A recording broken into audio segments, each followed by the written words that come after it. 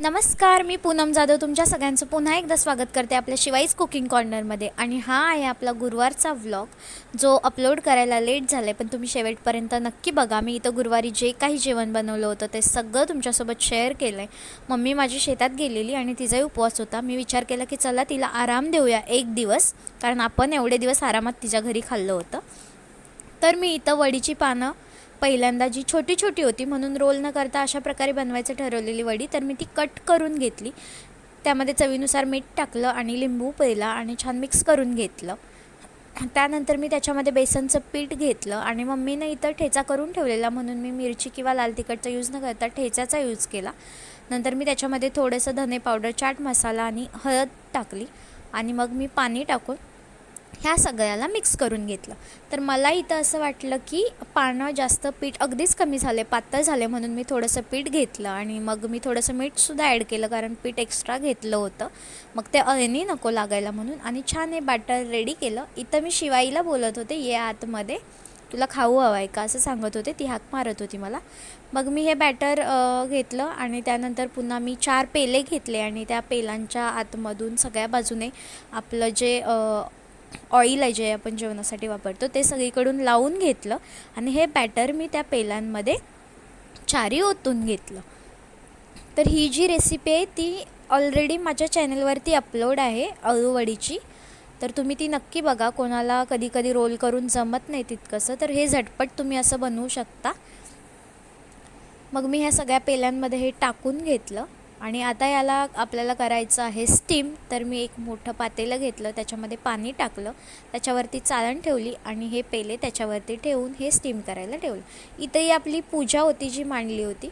आता मी बनवणार होते भात, ज्याच्यामध्ये मला ज्या अवेलेबल आहेत त्या भाज्या टाकणार होते आणि मसाले टाकून हा मस्त भात बनवणार होते, असं माझं प्लॅनिंग होतं. तर मी इथं छान कांदे चिरायला घेतले आणि या सुरीला धारच नव्हती, मग मी दुसरी सुरी घेतली आणि पुन्हा पटपट पटपट मी सगळे कांदे चिरून घेतले. कांदा चिरून झाल्यानंतर मग मी इकडं बटाटे चिरायला घेतले होते. बटाट्याच्या अगोदर मी सालं काढून घेतली आणि त्यानंतर बटाटे चिरायला घेतले. माझे बटाटे चिरून झाले आणि मग ते काळे पडायला नको म्हणून मी त्यांना पाण्यात ठेवणार होते. तर तुम्ही इथं बघाल आता की मी त्यांना एका छोट्याशा भांड्यामध्ये पाण्यात ठेवलं आणि तुम्हाला दाखवताना पाणी सांडलं. मग मी पाणी हे स्वच्छ पुसून घेतलं.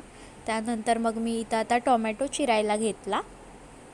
टोमॅटोसुद्धा माझा मस्त असा चिरून झाला. वडी तिकडे आपली स्टीम होते, तुम्ही बघू शकता.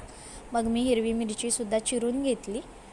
मी लाल तिखट यूज करणार नव्हते, फक्त मिरचीच, कारण शिवाई आणि माझ्या बहिणीचा मुलगा श्रेयांशसुद्धा होता म्हणून. इथं सगळ्या माझ्या भाज्या चिरून झाल्या आणि हे सगळे जे आहे ते खूप वेगवेगळं आहे. याच्यामध्ये एक खुटावडा बोलतात, तुरी बोलतात, असं वेगवेगळ्या सगळ्या शेंगा होत्या ज्या मम्मीनं इथंच परड्यात लावल्या होत्या. परड्यात म्हणजे आमच्या अंगणाच्या समोरच. नंतर इकडं वडी स्टीम झाली का मी चेक केलं. मम्मीसाठी चहा होता बाजूला. आता बनवणार होते मी मसाले भात. इथं बघू शकता, इथं सगळे वेल होते जिथल्या मी शेंगा आणलेल्या. आणि इथं अशी मला कसरत करायला लागते. माझी हाईट छोटी आणि मम्मीच्या इकडचं किचन खूप मोठं आहे, असं मला वाकून वाकून बघायला लागतं. मग मी भात करायला घेतला. हे जे काही खडे मसाले आहेत ते तेल टाकून त्याच्यामध्ये टाकले. जिरं, कढीपत्ता, दालचिनी, तमालपत्री, लवंग, काळी मिरी. त्यानंतर मी मिरची टाकली, छान असं परतून घेतलं. आणि त्याच्यानंतर परत मी त्याच्यामध्ये बाकीचं जे काही आहे आपलं कांदा, टोमॅटो, हे सगळं मी इथं थोडीशी हळद टाकली. मग कांदा टोमॅटोसुद्धा टाकून घेतला. छान कांदा असा गुलाबी होईपर्यंत परतलेला. मला ते काही तुम्हाला दाखवता नाही आलं, मलाच दिसत नव्हतं ते माझ्या हाईटच्या इश्यूमुळं. कांदा टोमॅटो परतल्यानंतर मग मी त्याच्यामध्ये बाकीचा बटाटा वगैरे टाकून घेतलेला. इथं मी पुलाव मसाला त्याच्यामध्ये टाकला, थोडीशी धने जिरे पावडर, गरम मसालासुद्धा टाकून घेतला. सगळं काही मस्त असं तेलामध्ये मी परतवून घेतलं. त्यानंतर मम्मी मला बोलली, अगं वाटाणे आहेत. मग मी पुन्हा वाटाणेसुद्धा त्याच्यामध्ये टाकले, ते सुद्धा छान त्या तेलामध्ये मी मस्त परतवून घेतले. त्यानंतर मी इथं आधीच तांदूळ धुवून घेतला होता. आता याचं मी प्रमाण तुम्हाला सांगत नाही, कारण आम्ही जेवढे लोक होतं त्या अंदाजानेच मी घेतलं होतं.